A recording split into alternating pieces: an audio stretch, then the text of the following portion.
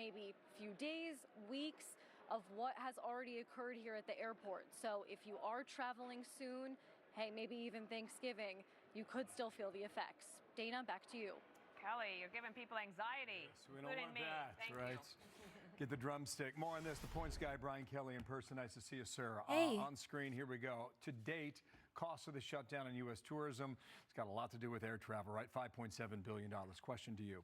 They have tried to manage this effectively. How do you think they have done and all the workarounds that they've put into the system? Yeah, this has been a years-long problem. I do know Secretary Duffy. I spoke with him. They are incentivizing and cutting down the restrictions to get more air traffic controllers. This is going to be a long time before we're back to quote-unquote normal. So I tell everyone's asking me, so if the shutdown ends Wednesday, when is everything back to normal? You know, air traffic controllers get paid every other week. They miss this Monday. So even in the best case scenario, it'll be the Monday before Thanksgiving that they're hopefully not calling out. So it's really dicey. I expect we'll have some turbulence. So, you know, for people traveling, you've got to be a hawk on your reservations. Don't wait for the airline to email you. Proactively go in, because often these airlines are overloaded. The emails aren't going out. So you need to be on the offense here. And what's the best way to do that? To like download the app? Yes, absolutely. So especially if you booked a ticket through an online travel agency, often the airlines don't have your info. So you need to close that gap, get your airline record locator, download the app of the airline you're flying. And even some airlines like United, you have to click update me on this flight. I also use an app called Flighty. It actually gives you the reason for the delay. T-Y-T-I-E? F-L-I-G-H-T-Y, Flighty. Okay. It's cool. It tells you where your aircraft's coming from. So if you want to be on the offense. Is it honest about the reason for the delay? It is, yeah. The airlines aren't, but this app is. It's a third-party app, and often Flighty will tell you when your flight's going to go out or get delayed before the airline. Flighty. And this is why whenever you get a delay, I immediately start looking for backup options. I immediately will book a car rental, because, you know, car rentals have been sold out. So these days, you've got to be playing ahead. You don't wait for your flight to get canceled and then wait in that 2-hour line at the airport. Okay, a couple of things here. I think you answered the question about Thanksgiving. Roll this soundbite number 2 about the folks who are dealing with it right now for the holidays.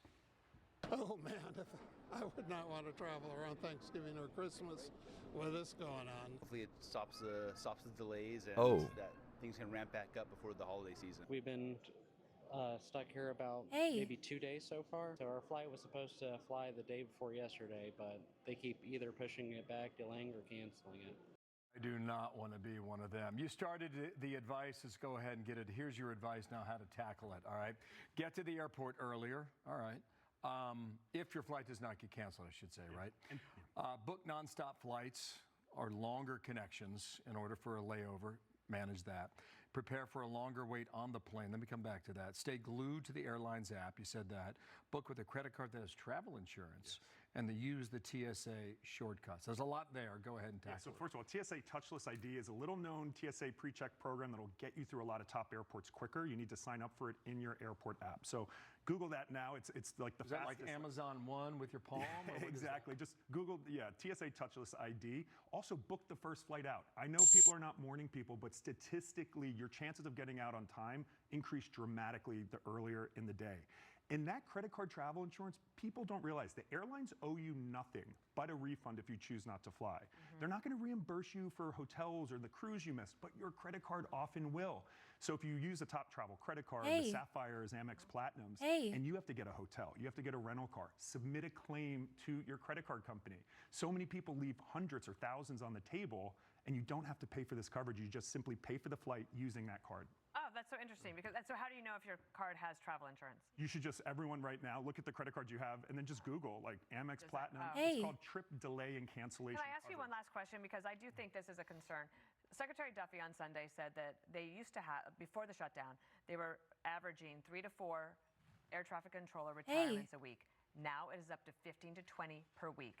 We do not have enough air traffic controllers in this country. They're trying to ramp that up, but it takes time, and we need people who are experienced.